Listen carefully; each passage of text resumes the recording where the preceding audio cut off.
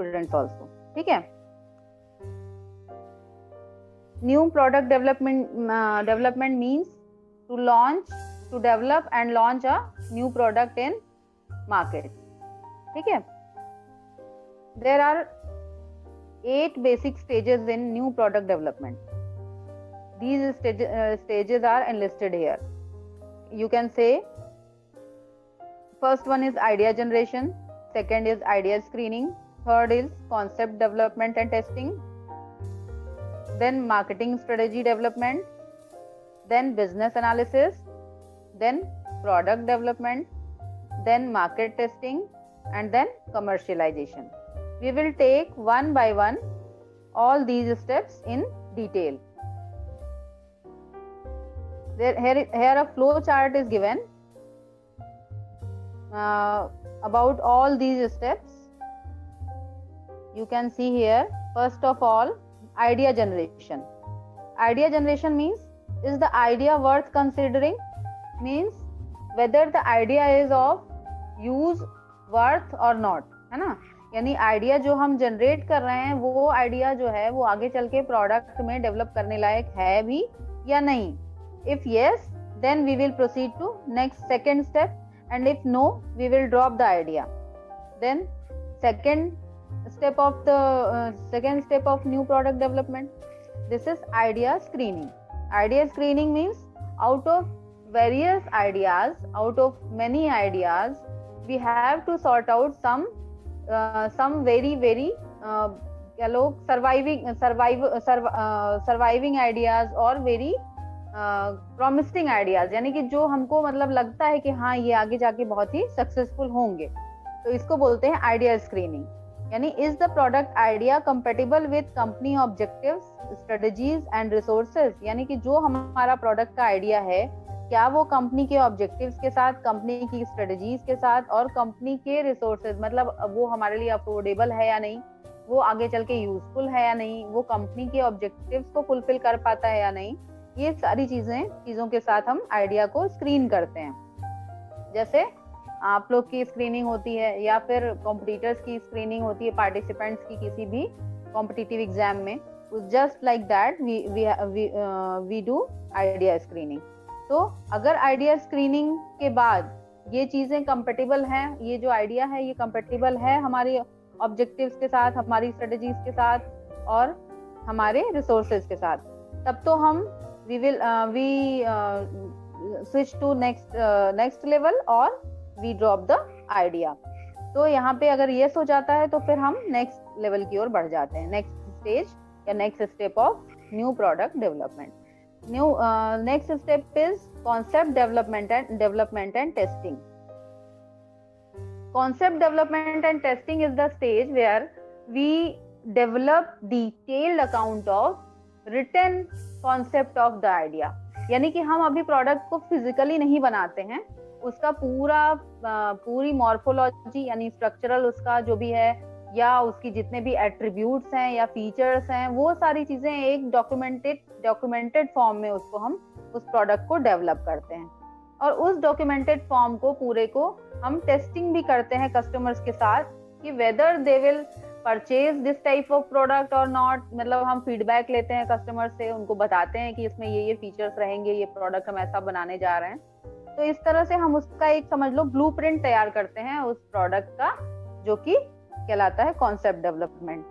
यानी कि इसका क्या लिखा है, can we find a good concept consumer से दे वुड ट्राई. मतलब हम पहले ही कंज्यूमर का माइंडसेट दे देते हैं उनको ऐसा कि आपको हम ऐसा प्रोडक्ट डेवलप करके देने जा रहे हैं, तो whether this product will be useful for you और नॉट. ठीक है. If yes then we will switch to next stage, if no we will drop the idea. अच्छा, विजिबल है सबको, क्लियर है ना, ऑडिबल है? Am I audible to everyone? Yes ma'am. Okay. Then next stage, marketing strategy development. Marketing strategy development is like what will be our marketing strategy to market these products. जो हमने ये product हम बनाने जा रहे हैं, इनके लिए हम मार्केटिंग स्ट्रेटेजी क्या रखेंगे. तो मार्केटिंग स्ट्रेटेजी में तीन तरह से हम डिसाइड करते हैं. We will segregate on the basis of different things. We can classify the market strategies in 3 categories. तो इसको क्या लो, one is long term strategy, second is short term strategy and overall strategy. और ये strategies होती क्या हैं? These strategies are on the basis of pricing, promotion, cost of promotion, इन सब चीजों पे, market share, market size, ये सब चीजों पे हम मतलब डिसाइड करते हैं कि हमारी स्ट्रेटेजी क्या रहेगी, कितना हमारा मार्केट शेयर रहेगा, कितने मार्केट में हमको इसको पहुंचाना है, क्या मार्केट साइज रहेगा हमारा, बड़े पूरे मार्केट में इसको लॉन्च करना है या अभी छोटे सेक्शन में लॉन्च करना है, प्राइस क्या रहेगी हमारी, ज्यादा हम स्कीमिंग प्राइस रखेंगे या पेनिट्रेटिंग प्राइस रखेंगे, कम प्राइस रखेंगे, ज्यादा रखेंगे, ये सारी चीजें जो है मार्केटिंग स्ट्रेटेजी में आ जाती हैं. देन तो इसमें क्या है, can we find a cost effective affordable marketing strategy, क्या जो हमारी मार्केटिंग स्ट्रेटेजी है वो सही है, अगर वो सही है तो फिर हम अगले स्टेप की ओर बढ़ जाएंगे, और अगर नहीं है तो हम आइडिया को ड्रॉप कर देंगे. Then business analysis. अब हम मार्केटिंग स्ट्रेटेजी के बाद जो है बिजनेस एनालिसिस पे आ जाते हैं कि हमारा बिजनेस कैसे चलेगा इस प्रोडक्ट के साथ. तो यहाँ भी हम पूरे एनवायरनमेंट की एनालिसिस करते हैं, पहले उसकी अंदर टेस्टिंग करते हैं, उसकी चलेगा नहीं चलेगा, बाहर आउट ऑफ एंटरप्राइज और फर्म करते हैं, और फिर उस तरह से फिर आगे बढ़ जाते हैं. Will the product meet our profit और गोल, मतलब हमारे जो ऑर्गेनाइजेशन के ऑब्जेक्टिव्स हैं, जो प्रॉफिट ऑब्जेक्टिव्स हैं वो, और कॉम्पिटिटिव एडवांटेज लेने के जो ऑब्जेक्टिव्स हैं उनको ये फुलफिल कर पाएगा कि नहीं कर पाएगा. तो ये चीज हम बिजनेस में एनालाइज करेंगे. अगर ये लगता है कि हाँ ये फुलफिल कर पाएगा, then we will switch to next step, and if it will fail on this criteria, then we will drop the idea of this product. Then product development.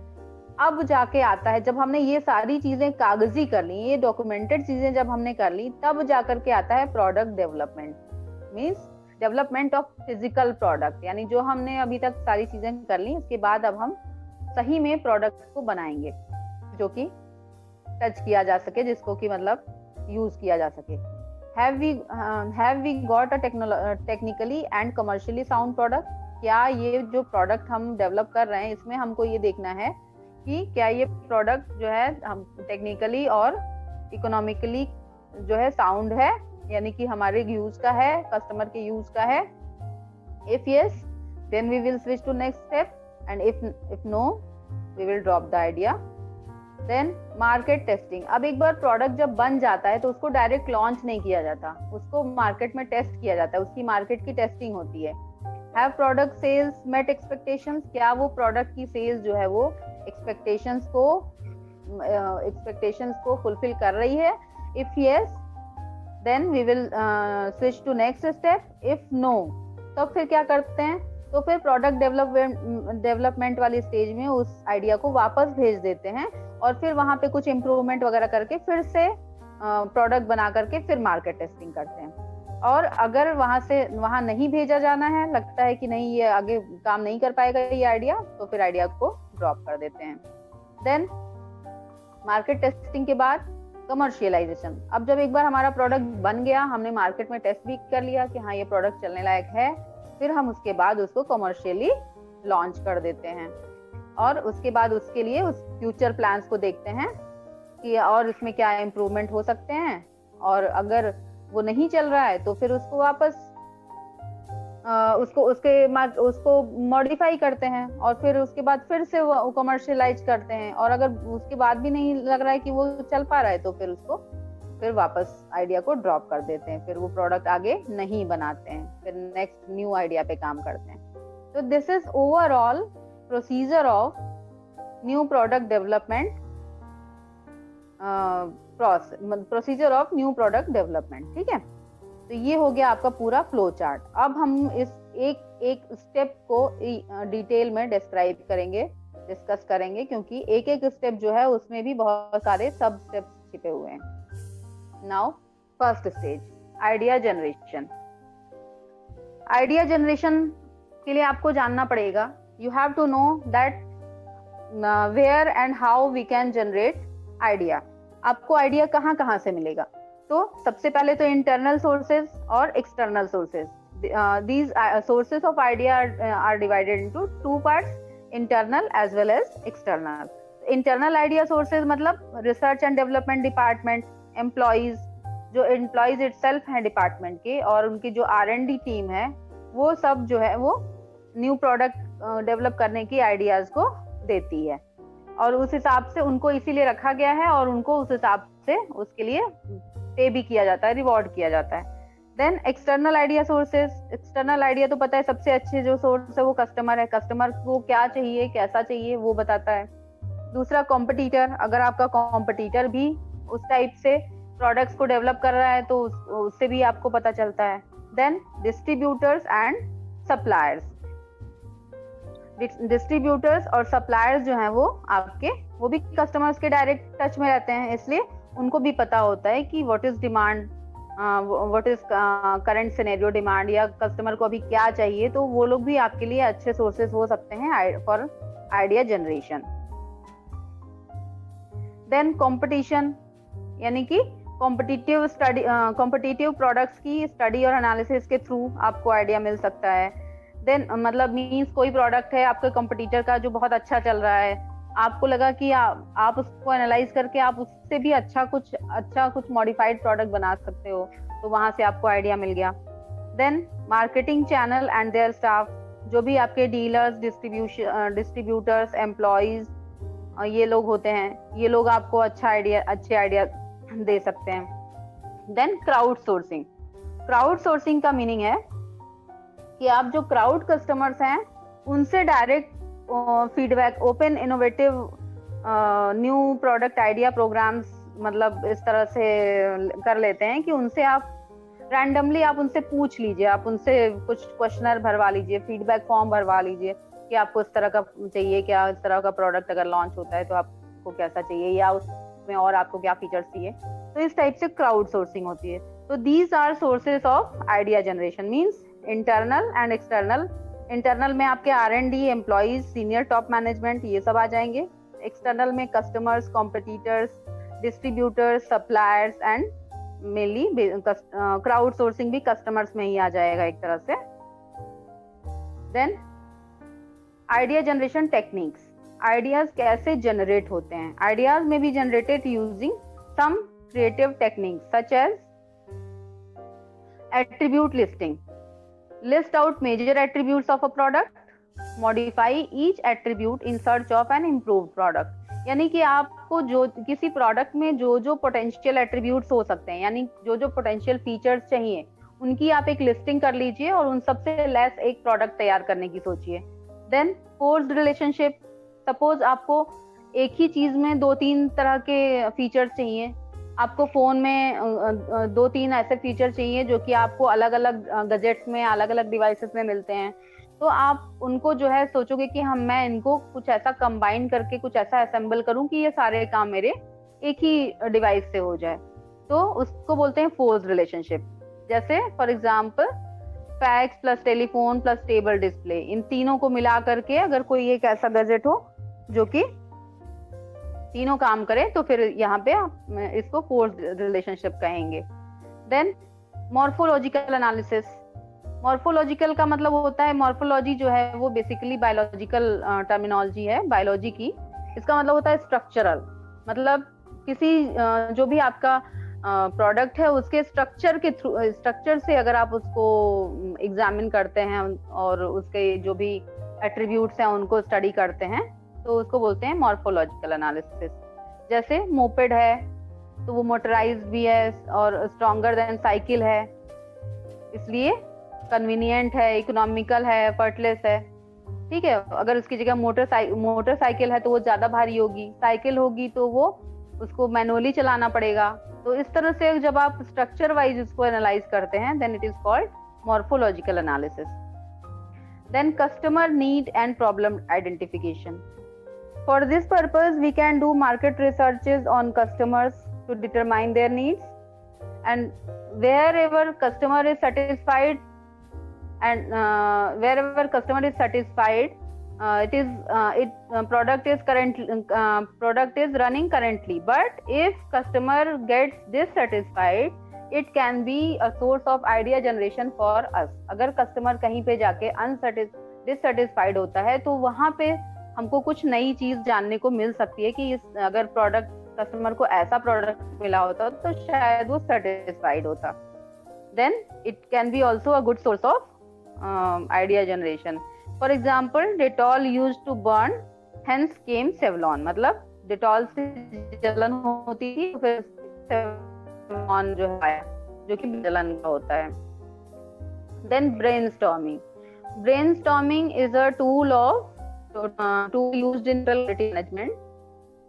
इसमें क्या हो brainstorming में कि ये जो टेक्निक थी वो डेवलप की गई थी एलेक्स ऑसबॉर्न के द्वारा, और this involves around 6 to 10 people discussing a specific problem. यहाँ पे क्या होता है कि जो एक्सपर्टीज लोग होते मतलब जो पीपल होते हैं ये 6 से 10, इनको एक्सपर्टीज होता है किसी टॉपिक पे किसी भी सेक्टर में, तो उससे रिलेटेड इनको प्रॉब्लम या जो भी टॉपिक दिया जाता है वो उस पर डिस्कशन करते हैं, और उसके बाद उस डिस्कशन के बाद वो अपने अपने पॉइंट ऑफ व्यू से आइडियाज निकाल के लाते हैं, और उन आइडियाज को कहीं पे एक व्हाइट बोर्ड बड़ा सा लगा करके उस पे स्टिक कर दिया जाता है. देन क्या होता है, फिर ये प्रोसेस कुछ टाइम के बाद कई राउंड कराई जाती है, और उसके बाद जो है हर राउंड में उन जैसे एक राउंड में आइडियाज जनरेट करवा दिए गए, उसके बाद हर राउंड में उन आइडियाज की एक तरह से कह लो कि फिजिबिलिटी एनालिसिस टाइप की वो मतलब होती है कि हाँ इनमें से जो भी वेग आइडियाज हैं उनको रिजेक्ट कर दिया, जो बेटर आइडियाज हैं उनको रहने दिया, फिर नेक्स्ट राउंड में ब्रेनस्टॉर्मिंग करवाई और फिर से जो वेग आइडियाज हैं उनको रिजेक्ट कर दिया, जो अच्छे आइडियाज हैं उनको रहने दिया. तो इस तरह से करते करते 75 to 80 न्यू आइडियाज आते हैं, और उसके बाद जो मतलब 75 to 80 न्यू आइडियाज जो हैं वो जरूरी होते हैं न्यू प्रोडक्ट डेवलपमेंट के लिए स्टार्टिंग में. तो इतने आइडियाज जो है जनरेट करवाए जाते हैं, फिर उनमें से बेस्ट 3-4 जो भी होते हैं वो सिलेक्ट होते हैं, फिर उनमें से जो सबसे ज्यादा प्रॉमिसिंग होता है उसी के ऊपर आगे चल के काम होता है. और ब्रेनस्टॉर्मिंग की गाइडलाइंस क्या है कि आप जो भी आइडिया दे रहा है उसको आप क्रिटिसाइज नहीं करोगे, no criticism, only evaluation of ideas will be there, free flow of thought is encouraged, मतलब कुछ भी कोई को आइडिया आ रहा है तो आप उसको बिल्कुल भी चेक नहीं करोगे कि रोकोगे नहीं. क्वांटिटी इज एनकरेज्ड, जितने ज्यादा से ज्यादा आइडियाज आ सकें. Combining better improved ideas encourage, और जो अच्छे आइडियाज हैं उनको कंबाइन करना ये एनकरेज किया जाता है. तो this was the first stage या first step, that is idea generation. तो sources of idea generation and techniques of idea generation. अब आ जाओ सेकेंड स्टेप पे, that is idea screening. Idea generated, अब आइडियाज आर जनरेटेड नाउ. अब हमको suppose 75 to 80 idea हैं और उनमें से रिड्यूस करके 1 तक जाना है, तो हम लोग कैसे करेंगे? Ideas generated need to be screened for action. To start with ideas are sorted into, कैसे करते इनको सॉर्ट आउट कर लेते हैं. We have to sort these ideas into 3 categories. First is promising ideas category, second is marginal ideas category, and third rejects. तो सबसे पहले जो बिल्कुल ही वेग आइडियाज हैं जिनमें बिल्कुल भी वो आगे चल के फिजिबल नहीं है, उनको हम रिजेक्ट कर देते हैं. जो मार्जिनल है यानी वो क्राइटेरिया कुछ फुलफिल कर रहे हैं उनको हम रखते हैं, और प्रॉमिसिंग आइडियाज को रखते हैं. फिर मार्जिनल में भी सॉर्ट आउट करते हैं, उसमें से भी जो लगते हैं कि नहीं ये बहुत दूर है कहीं हमारे पहुंच के, उनको फिर हम लोग रिजेक्ट कर देते हैं. Then we work on promising ideas. Promising ideas are evaluated by a committee.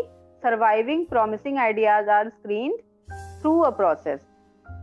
Objective of screening is to drop poor ideas at the earliest. यानी जितनी जल्दी से जल्दी आप poor idea को drop कर दोगे उतना ही आपका लॉस कम होगा, टाइम कम आपका लॉस होगा, इकोनॉमिकली आप कम लॉस में जाओगे. अगर मान लो आपने एक बैड आइडिया पे काम कर दिया आधे से ज्यादा, तो आपको इकोनॉमिकल लॉस भी होगा, आपको टाइम लॉस भी होगा, आपको साइकोलॉजिकल लॉस भी होगा, आपका जो है हार्ड वर्क भी जाएगा, आपका रिसोर्सेज भी वेस्ट होंगे. तो इसलिए जो आइडिया स्क्रीनिंग का प्रोसेस है इसमें जल्दी से जल्दी आपको वर्स्ट आइडियाज जो हैं उनको रिजेक्ट कर देना होता है ताकि आपको कम से कम नुकसान हो.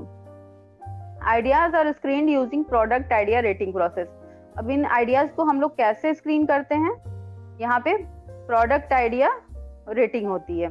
प्रोडक्ट आइडिया रेटिंग प्रोसेस में क्या करते हैं, यहाँ पे प्रोडक्ट की डिटेल्स दे देते हैं, जो प्रोडक्ट की आइडिया है उनकी डिटेल्स हम लोग दे देते हैं और उसको रेट करवा लेते हैं। जो भी एजेंसी है, कमेटी है, या फिर जो भी कस्टमर है, एम्प्लॉय है, जहाँ से भी हम लोग करवाना चाह रहे हैं उनसे हम लोग इसको रेट करवा लेते हैं।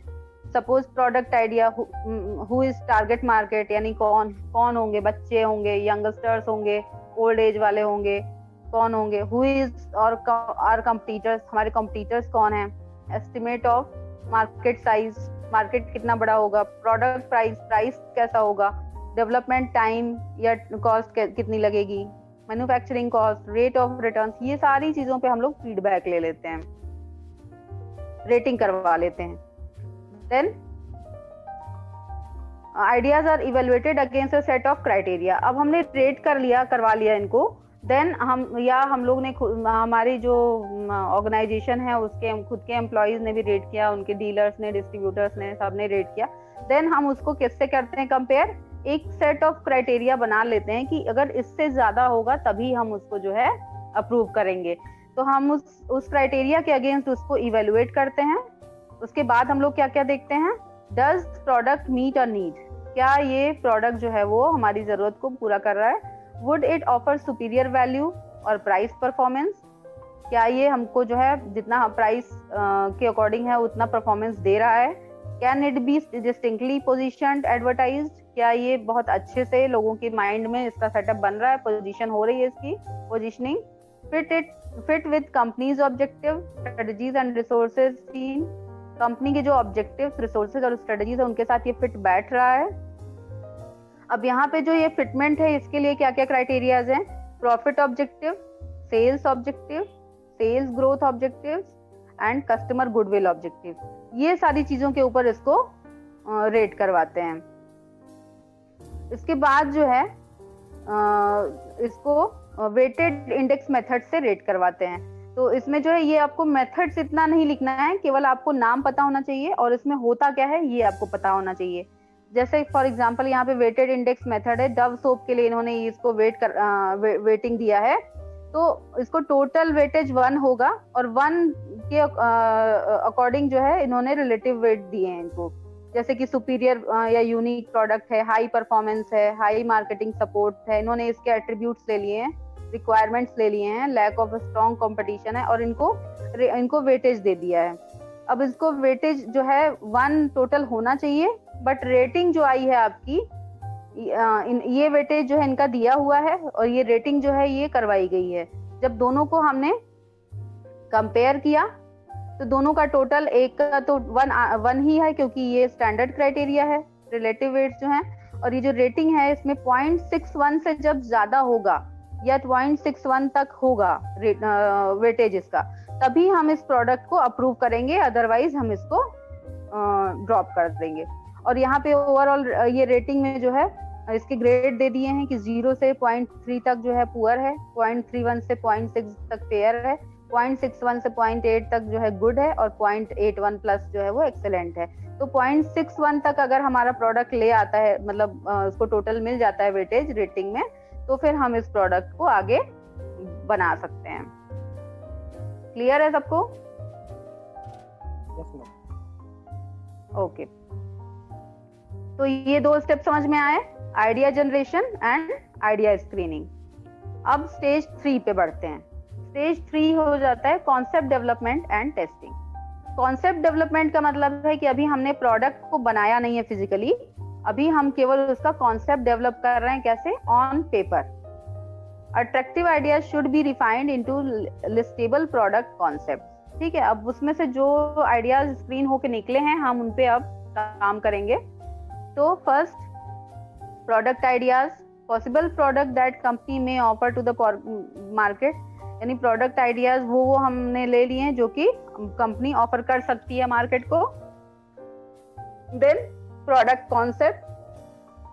प्रोडक्ट कॉन्सेप्ट क्या होता है? Elaborated version of the idea expressed in meaningful consumer terms, यानी ऐसे कंज्यूमर को समझने लायक टर्म्स में हम उसका पूरा ब्लूप्रिंट एक जो है वो बना देते हैं ताकि वो कस्टमर को समझ में आ सके उस प्रोडक्ट के पूरे कॉन्सेप्ट। जैसे हम लोग कोई घर खरीदने जाते हैं तो घर या बनवाने जाते हैं तो घर बनवाने से पहले या खरीदने से पहले उसका पूरा फ्लोर प्लान और पूरा लेआउट हम लोग देखते हैं ना कि घर में कहाँ बेडरूम होगा, कहाँ वॉशरूम होगा, कहाँ जो है हॉल होगा। जस्ट लाइक दैट प्रोडक्ट का भी पहले, प्रोडक्ट को बनने से पहले, फिजिकल प्रोडक्ट बनने से पहले उसका ये जो है कॉन्सेप्ट डेवलपमेंट होता है। तो वहां पे सारा उसका मॉर्फोलॉजी कैसी होगी, इसमें क्या फीचर्स होंगे, क्या साउंड्स होंगे, क्या एट्रीब्यूट्स होंगे, वो सारी चीजें, उसके प्राइस कितना होगा, कहाँ से कहाँ तक रेंज करेगा, ये सब चीजें उसमें पूरी मेंशन्ड होती हैं और इसको इससे कस्टमर को अवेयर कराया जाता है। Then product image, picture that consumer acquire of an actual potential product, मतलब उसमें प्रोडक्ट का कॉन्सेप्ट भी रहेगा, प्रोडक्ट की इमेज भी रहेगी, प्रोडक्ट से रिलेटेड सारी चीजें उसमें मेंशन्ड होंगी। अब कॉन्सेप्ट डेवलपमेंट का मतलब let us illustrate concept development with the following situation. अब ये इन्होंने एक सिचुएशन दे दिया है कि एक फूड प्रोसेसिंग कंपनी है, वो एक आइडिया ले रही है कि हमको एक फूड पाउडर लॉन्च करना है, तो वो कैसे करेगी, तो वो कुछ कुछ चीजों पे अपना देखेगी कि who will use the product, children, young, professionally workers या elderly, then what primary benefit should product provide, taste, nutrition. ये एक एग्जांपल है, आप लोग खुद भी देख सकते हो। तो इन्होंने कुछ कुछ चीजें उसमें पूरा मेंशन कर दिया कि कौन उसके यूजर्स होंगे, क्या क्या आपको उसका बेनिफिट सबसे ज्यादा चाहिए, क्या कब आप उसको यूज करोगे, और उसके अकॉर्डिंग इन्होंने 3 कॉन्सेप्ट डेवलप कर लिए। Concept 1 instant breakfast for working professionals, concept 2 tasty snack for children, and concept 3 lunch और dinner item for elderly customer staying on their own, यानी कि जो अकेले रह रहे हैं, जो एल्डरली पर्सन, उनको लंच या डिनर का कुछ आइटम प्रोवाइड।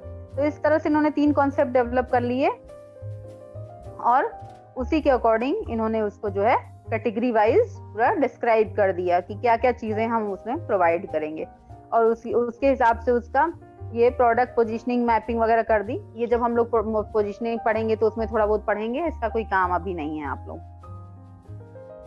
फिर उसके बाद आ जाता है कॉन्सेप्ट डेवलपमेंट हो गया। कॉन्सेप्ट डेवलपमेंट का मतलब आपने पूरा एक रिटन उसका फॉर्मेट तैयार कर दिया। Then concept testing. Concept testing का मतलब है कि उस कॉन्सेप्ट को फिजिकली मतलब फिजिकल प्रोडक्ट नहीं है, वो कॉन्सेप्ट है, और उसको हम जो है कस्टमर्स के या जिससे भी टारगेट, जो भी मतलब हमारा यूजर है, उससे हम जो है उसको उसके रिएक्शंस लेते हैं, उसको टेस्ट करते हैं। Concepts are presented to target consumers in verbal visual form, या तो आप उनको ओरली बताते हो, पूरा एक्सप्लेन करते हो, जैसे कि कई बार हम लोग के पास फोन कॉल आते हैं कि हमारे पास ऐसे ऐसे ऐसे ये है, लोन है, अगर आप ये कर दोगे तो हम आपको प्रोवाइड कर सकते हैं, या फिर विजुअल फॉर्म।